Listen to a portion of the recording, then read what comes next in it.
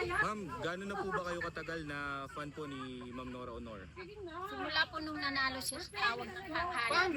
Idol po siya. Nahangatan na ako doon. Gaano po ba kahalaga sa inyo na madalaw po siya dito sa puntod niya? Mahalagang mahalaga po si ate guys sa akin. Kasi mahal na mahal siya. Kaya ito. Actually, sir, high blood yan, inatake yan, nagagalit niya ako bakit pumunta. Hindi niya po daw matiis. Ano po ba yung pinakatumatak na movie, kanta niya sa inyo po? Lollipops and Roses. At saka yung kanta, Forever Loving You.